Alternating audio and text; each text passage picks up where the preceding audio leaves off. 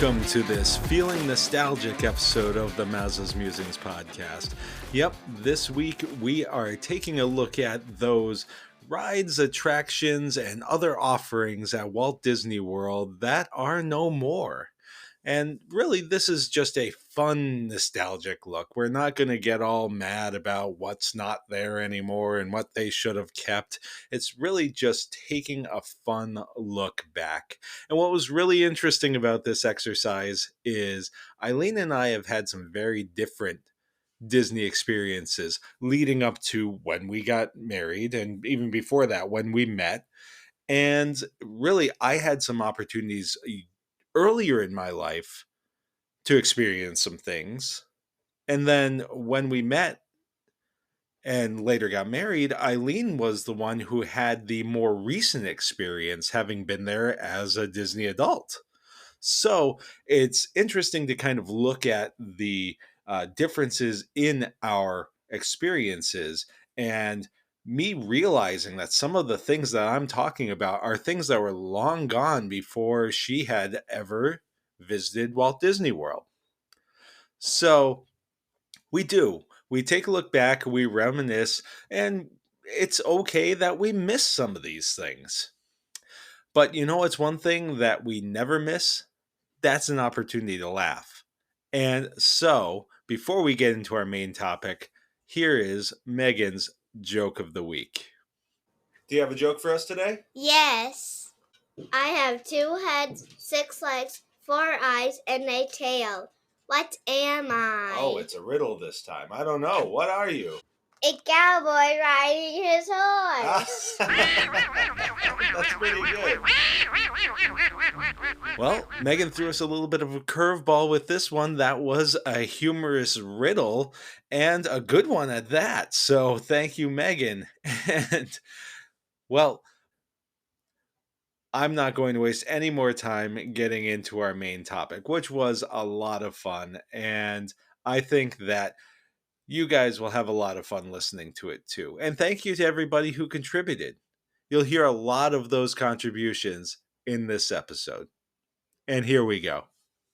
Donald, wake up! It's showtime! Don't forget the orchestra. Ah, there you are. And just in time. Mom says there's even more magical stuff now. For those of you standing, please hold on to the handrails throughout our journey and stay clear of the doors. Hang on to them hats and glasses, because this here's the wildest ride in the wilderness. And here we go!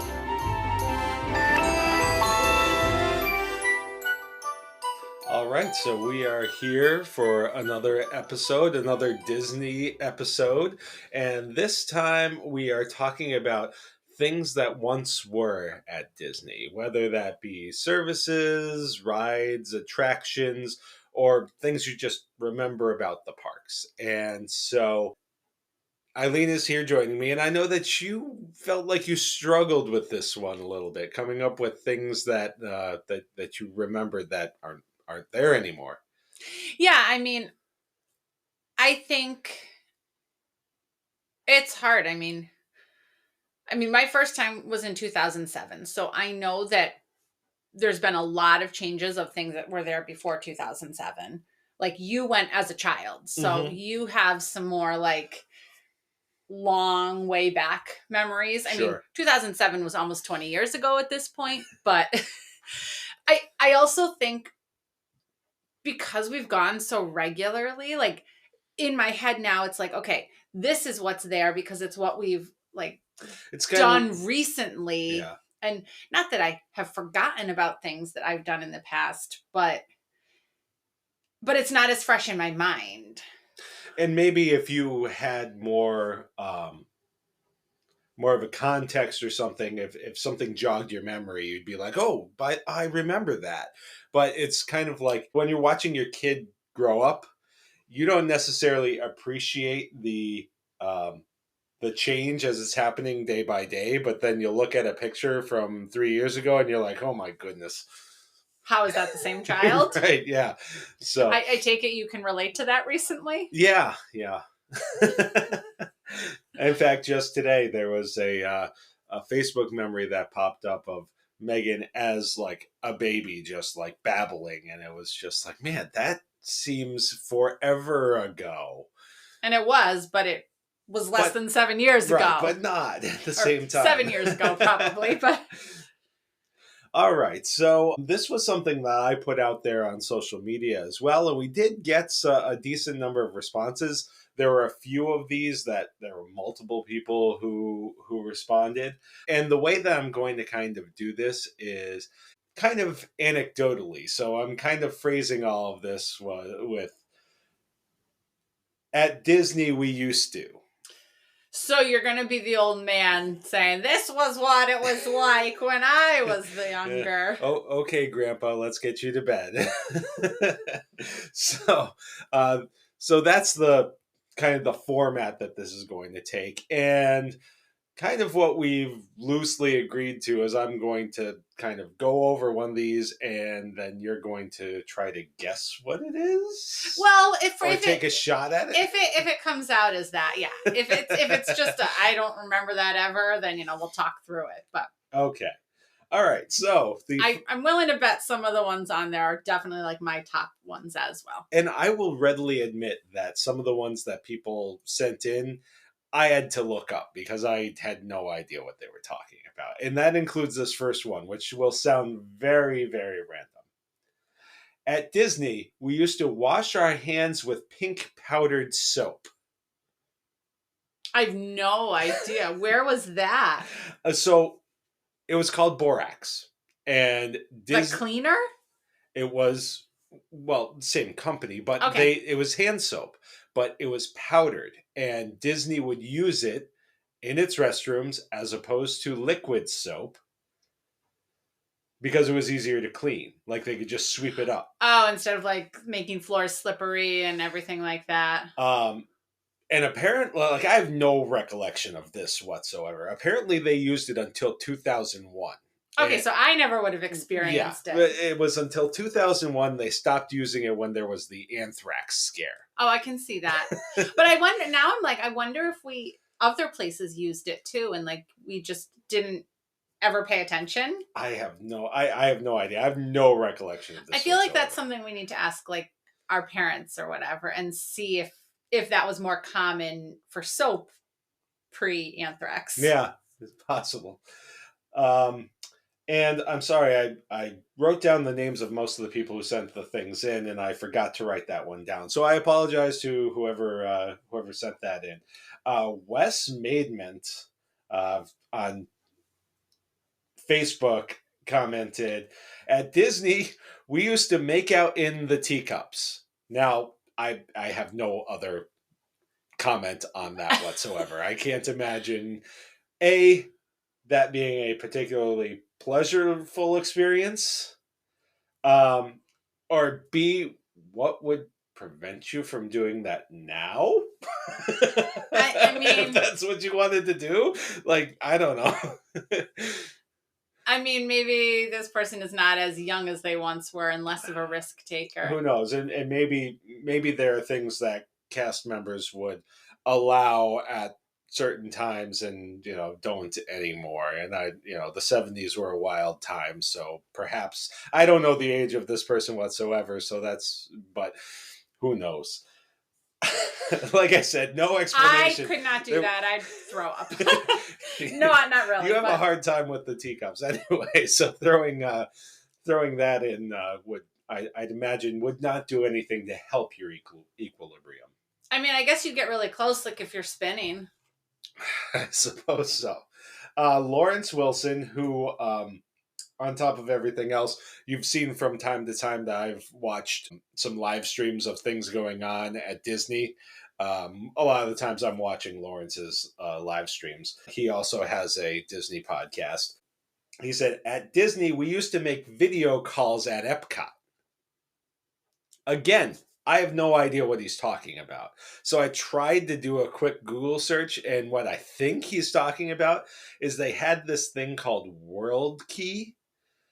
which was like in the post-show area at Spaceship Earth. That's where I was picturing it.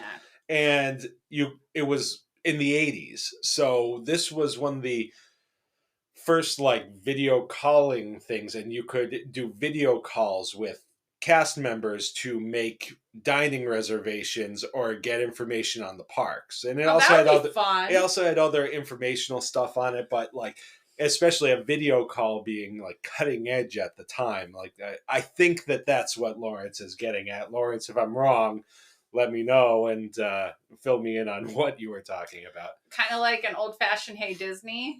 Not really, but I could picture Meghan just wanting to make a video call and just, just talking. Maybe that's why it stopped. Maybe. Okay, so, and Doolin Dalton commented on Facebook and said, at Disney, we used to get into the parks for under $100. That was not all that long ago. What I mean, I'll say this. Yeah, I didn't do a flow chart or anything like that, but I took a quick look on allears.net. They have like a listing of park prices and everything like that. In 1990, a 4-day pass for all 3 parks for an adult ranged between $104 and $110 to do a 4-day for a 4-day pass. That got you into at the time there were right, because there parks. was no Animal Kingdom, right? So. Wild. No, I don't know. I think that they actually have a thing for this in terms of like adjusting it for inflation, but it still seems really cheap comparatively. Like you're paying more than that for a day now. Although I just saw some deals out there for like what, $99? Yeah. If you do this and this and this and go in the summer when I don't know if it's actually summer, but I saw some cheap deals and it's made me want to go back to Disney. All right. So this next one was one that we got several responses, similar responses, including our friend Jose, who is also a Disney Vacation Club member and also a frequenter of Target on Sunday mornings. At Disney, we used to use a service that would pick us up by bus and take us to the resort from the airport and would take us back to the airport. And we got to bypass the luggage carousels because they would take care of that for us and deliver it to our rooms. And we didn't pay extra. I was about to say, and it was free. I'd even pay a little small amount if they took care of the luggage for us. But, oh man. We even saw him on it. We rode on the Magical Express together once. One of the last times that we rode the Magical Express. Oh, yes. Of course, we were talking about it. Might have been... Yeah, was it the last time? We might have, because it was shut down at COVID, right? Right around then. But obviously, we're talking about the Magical Express, which would take you from MCO to your resort and all that fun stuff. That might have been our last time on it. Now, I will say, hope springs eternal, because they are testing the luggage thing at Pop Century right now. And of course, now that's fueling all kinds of speculation that this is the first step in bringing back the Magical Express. Wishful thinking, but maybe. My guess is if it comes back, there'll be some sort of a fee with it.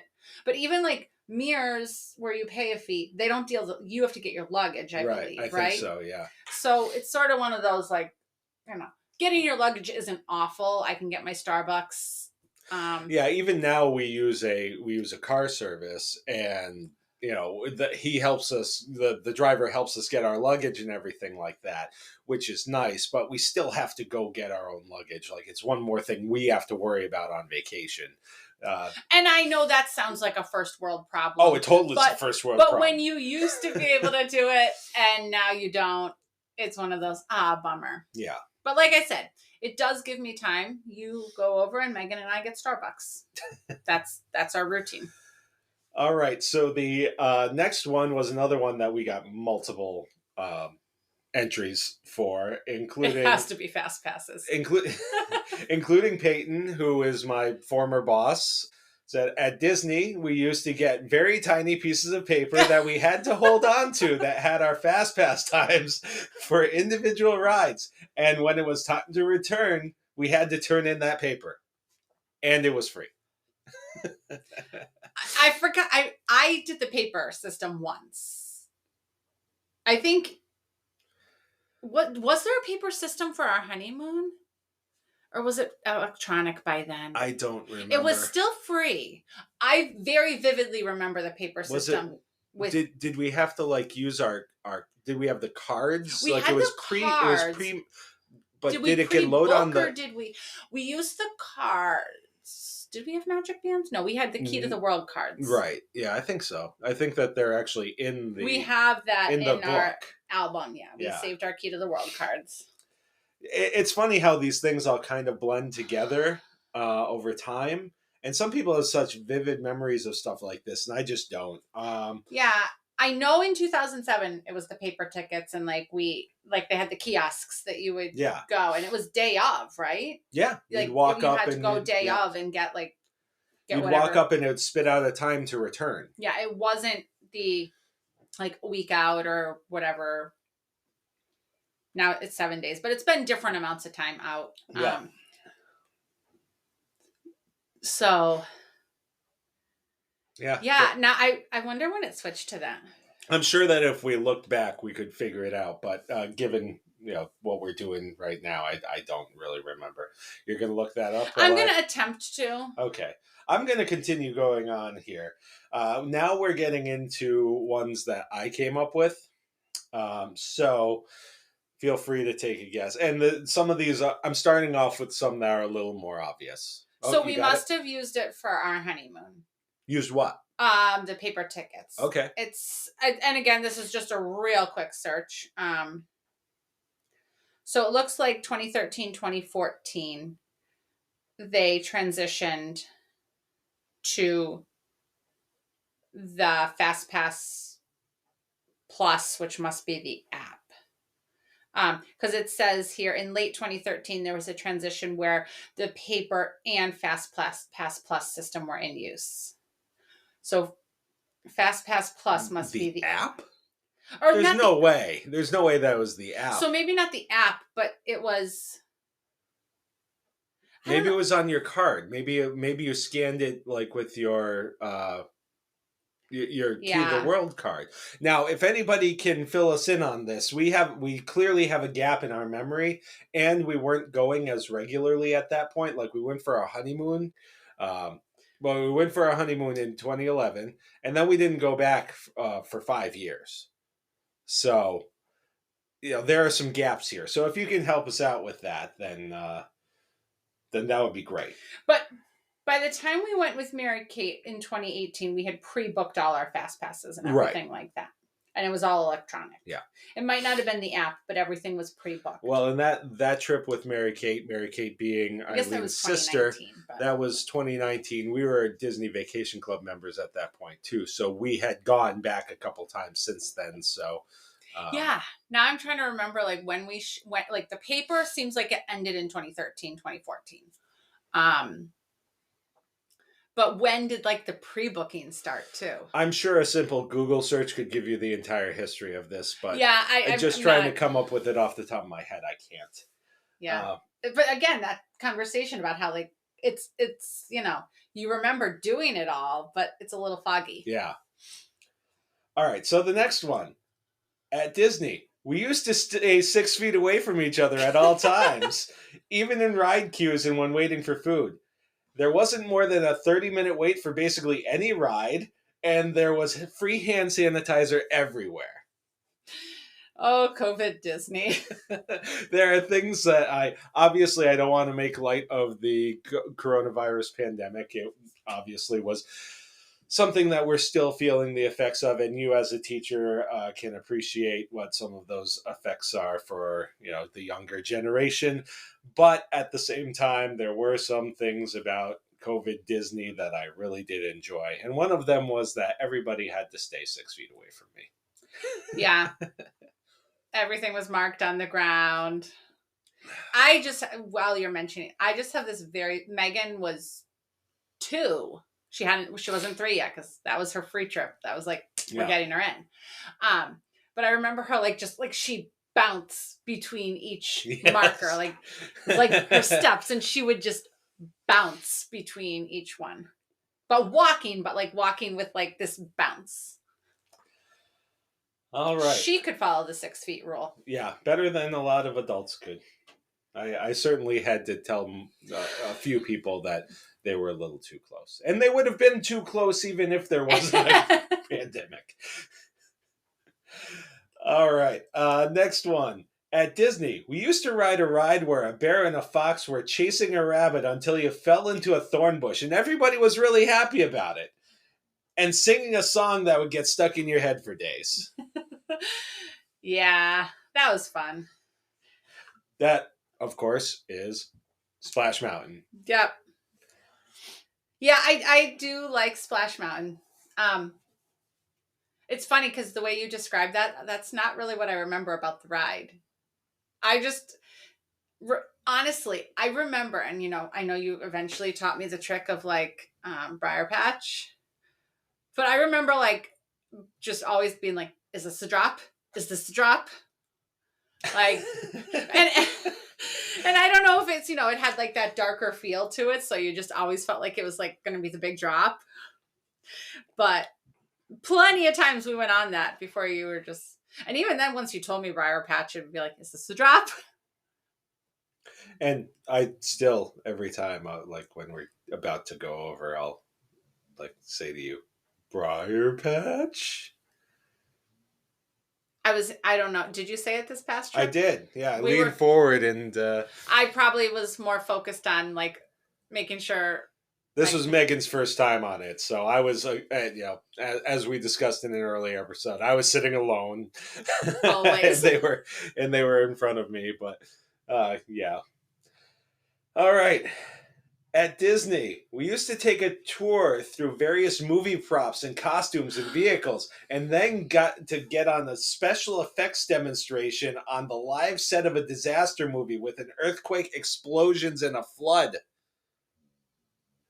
Was that the Great Movie Ride? No. Or was it? No, that was the studio backlot tour. Okay, I never did that. That was open until 2014, and that closed so that they could start building Toy Story Land. Did we? No, we didn't do that. No, I don't think we did. I don't think we did. No. Because I know I didn't do that when I went down with the family, and I don't think we did it. So no, I never did that. That's a childhood memory for me. We did that one, and that was pretty cool. I remember that was when I was like, you can miss this because you've only got like small amount of time at the park, so make sure to do other things first. At Disney, we used to sit in a circular theater in Tomorrowland for an attraction where a giant winged alien broke out, terrorized the crowd in the dark by breathing on our necks and drooling on us, and then ate a maintenance crew worker who was trying to repair the lights, spraying his blood all over us. I never did that.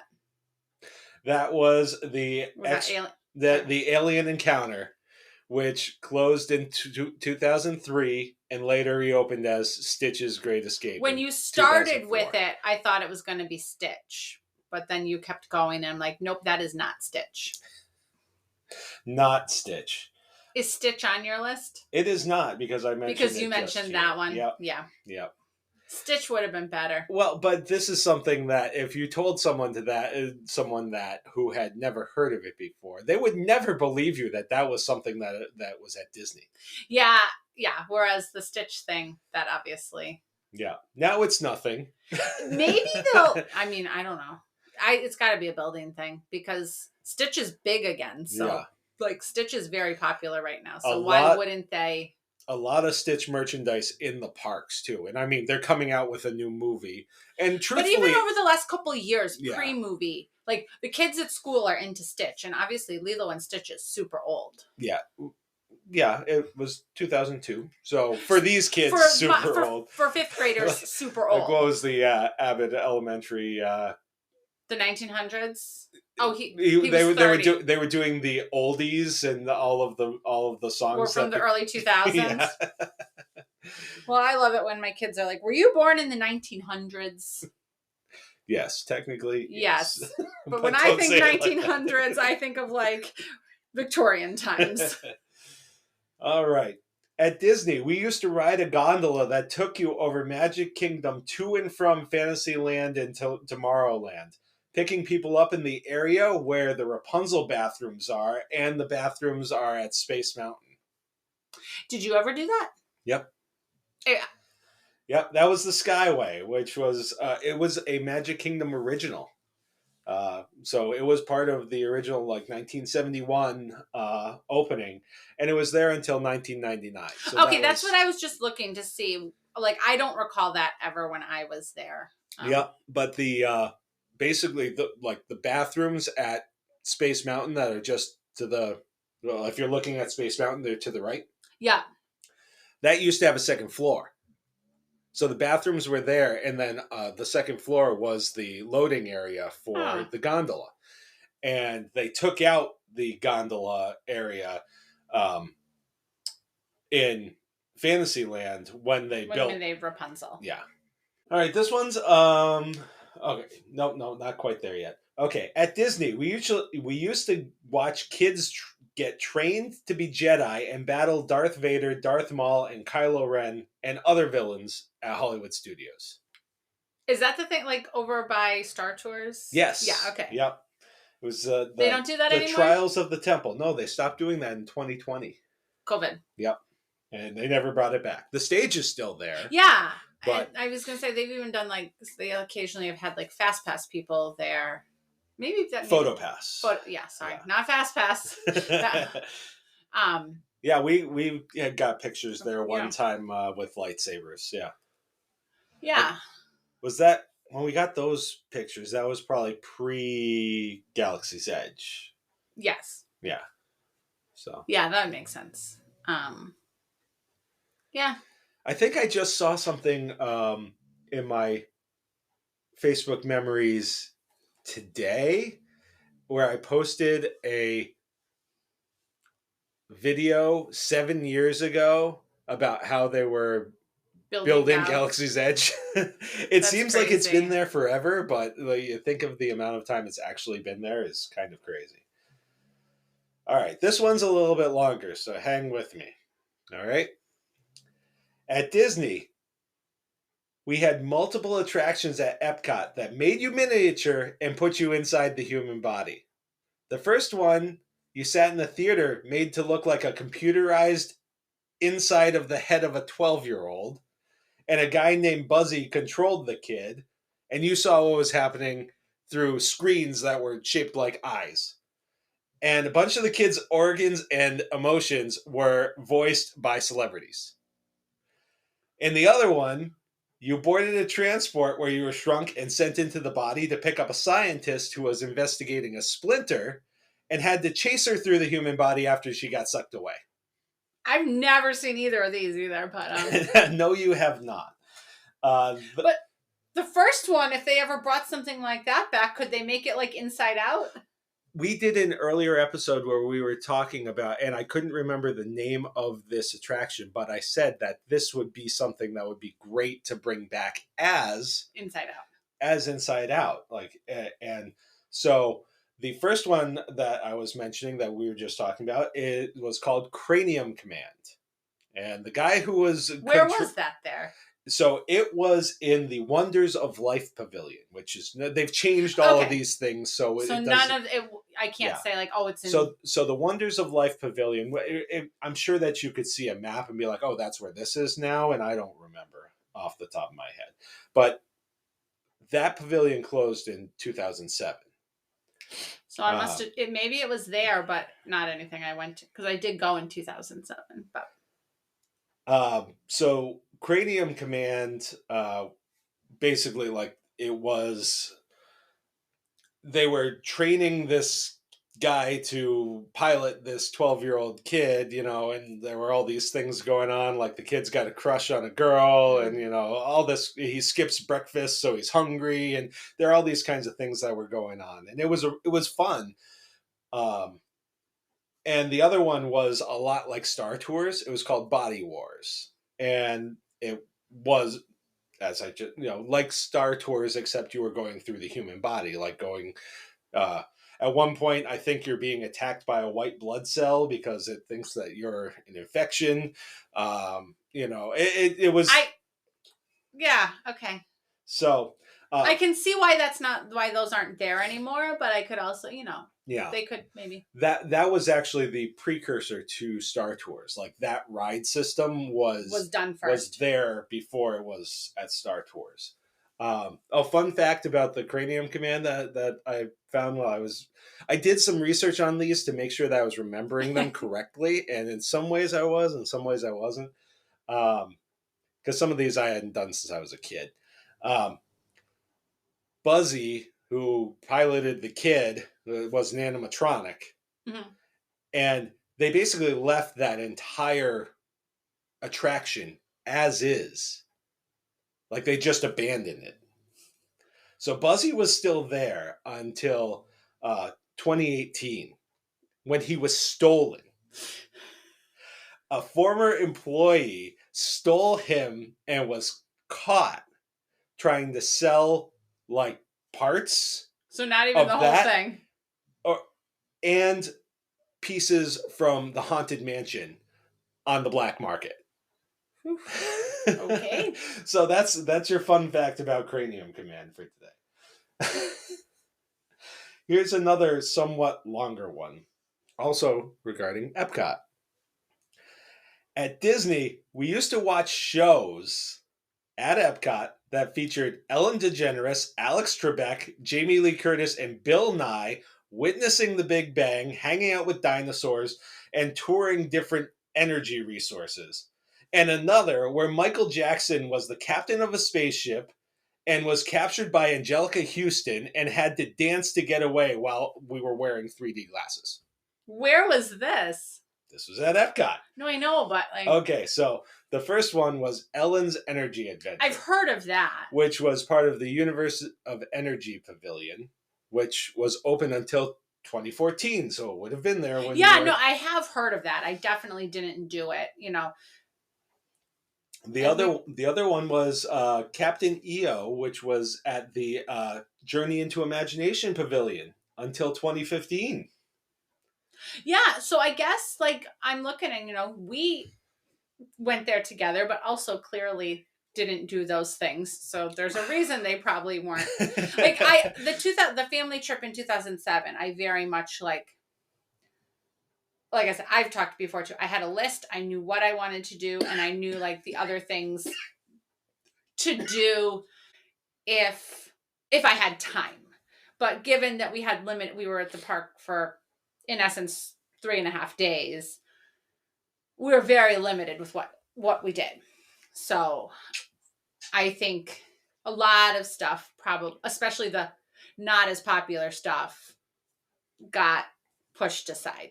Yeah, and on that first trip that we did, our honeymoon, I don't know how much we necessarily researched, and there was probably a lot that we missed simply because we were straight up novices at that point. You had been more recently than I had at that point. And I think on that trip, we focused a lot more probably on rides than other things. Whereas, over time, we've definitely gotten more into the attraction pieces as well.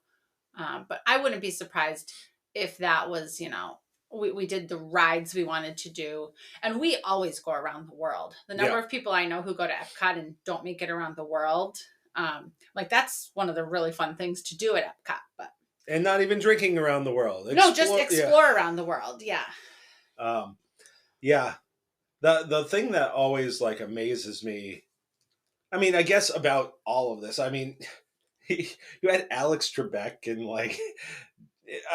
Ellen DeGeneres is kind of quirky anyway, so you can see her being in a Disney ride, but you get Alex Trebek involved in the Disney attraction, or Jamie Lee Curtis. Now, she's had her connections with Disney anyway, but you have these real pop culture icons who are appearing in these things. It always strikes me as odd. But then you look at Captain EO, which was literally something that, if I recall, George Lucas Francis Ford Coppola and Steven Spielberg all had a hand in. And it's just bizarre. I don't know if you've ever like seen, like, you can find the video of this on YouTube. It's a totally bizarre, like, it's like 17 minutes too. Like, it's a full on show. Just really, really odd. I think it came out in the 80s or early 90s, which was a really weird time for entertainment. All right. At Disney, we used to ride a submarine at Magic Kingdom where we sat on stools and watched different scenes through portholes, narrated by a character named Nemo that wasn't an orange cartoon fish. You used to like that, right? I loved that. And so part of my attachment to 20,000 Leagues Under the Sea was that when we went to Disney the first time as a kid, we had just read the book, and like that was much like we do with Meghan, where we'll read a chapter every night. That was a book that my mom, my sister, and I read together. And so that was something that I think that's why I have a little bit more attachment to it. But yeah, that was one that I always liked. And it was in Fantasyland, where Seven Dwarves I was going to say, it was gone. Yeah. And like that Journey Under the Sea area, like that whole thing. Actually, I think that so you know how there's the weird, like, somewhat out of place Triton that's like across from, I think that was part of a fountain that at one point, because the lagoon was there after the ride closed for some time, and there was a Triton like fountain in the middle of the lagoon. So they might have saved that and like repurposed it. But I'm not 100% sure on that. I know that there was a Triton fountain, and then there's this weird statue that's just kind of like there. Not on the side with the I mean, it's across from the castle, but it's across from the castle, but it's just kind of like weirdly placed. Anyway. All right.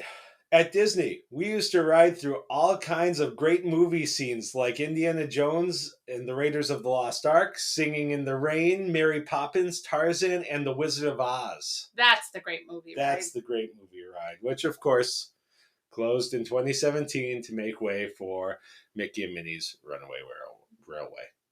I liked the movie ride, but I do like Mickey and Minnie's. All right, so those are the main ones that I had. I did have one other thing that doesn't quite fit into this total thing, but it's still something that I think it's cool, so I'm going to go with it. At Disney, the DJ droid at Oga's Cantina was our pilot on a tour through space that ended up with us being in the middle of a giant space battle. DJ Rex was the original pilot of Star Tours. I was wondering if that's where you were getting And the story goes that basically, and in that original ride, you know, it basically you end up in a battle between the Imperial Navy and the Rebel Alliance. And the story goes that he got fired from Star Tours after that. So he ended up at the cantina. He eventually ended up working another job where he ended up crashing into Batuu, which is the world where Galaxy's Edge is, and was reprogrammed to be a DJ. Okay. So that is what I've got. Did anything come to mind as we were talking, or? No, I mean, you and I talked that you didn't, and it's going to happen again, so I wasn't going to include it. But, you know, at Disney, we used to get to see a show about Ariel. It's coming back. I know. And that's one of the reasons why Eileen wants to go back to Disney this summer. I just don't want to wait 2 years. I don't know if the summer is the right time, but anyway, that's I just need to find more money. That's a conversation for another day. I need to stop. Maybe we need to go to Disney. Maybe we need to break into Disney and steal parts from old animatronics and sell them on the black market.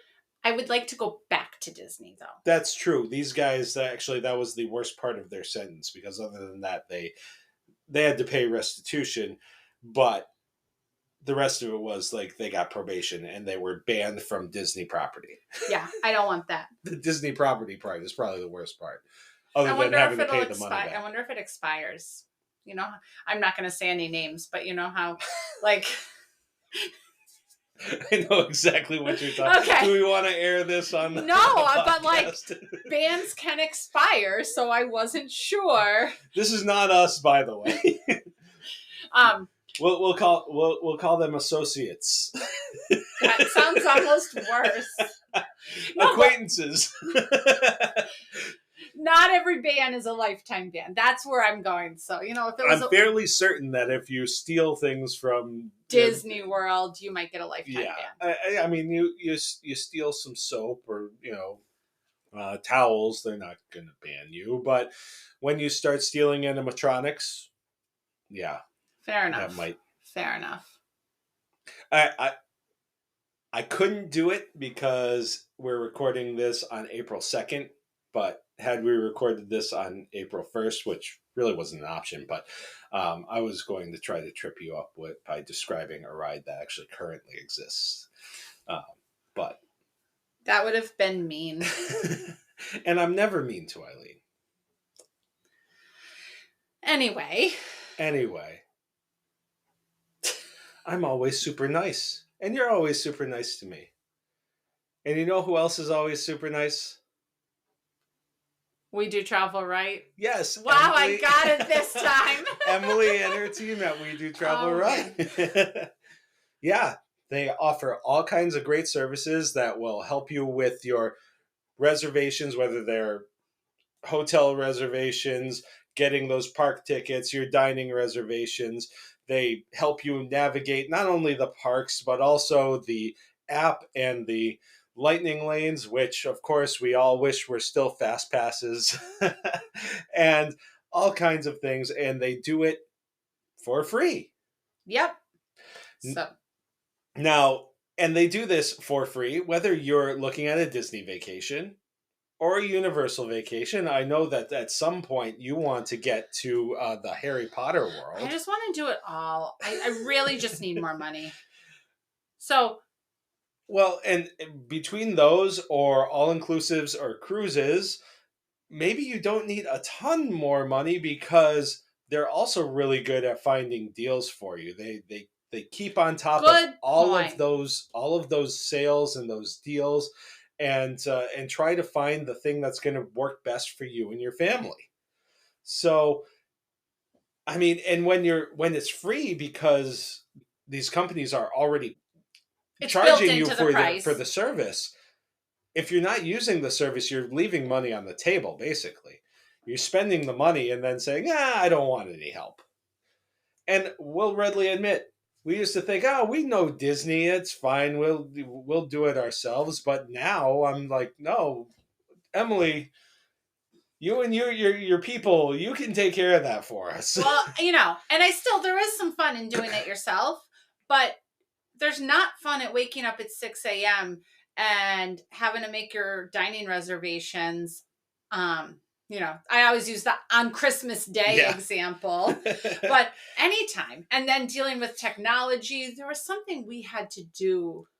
Oh, our lightning lanes. Yeah. We did have to do those. And like there was technology issues and, you know, we got to figure it out. But the team takes care of all of that. So if there's technology issues, they solve them. Yeah. And really, we had some things like with a split stay where it would have required, in terms of like dining, dealing with trying to get reservations on multiple days.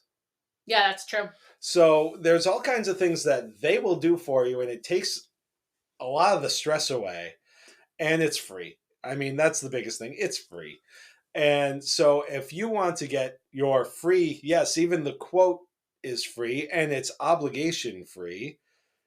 Just if you're even curious and you want to know what some of the options are, you can go to wedotravelright.com/Mazza. That's wedotravelright.com/MAZA. And you can get a quote and you can get connected with an agent who will help you work on what's going to work for you. And so again, that's wedotravelright.com/Mazza and get your magical trip started today. Anything else you'd like to say before we wrap up? No, I think we're good. Thank you and good night. Oh my goodness. That is her sign off. Well, I can't do any more damage around this popsicle stand. So long, partner. See you real soon.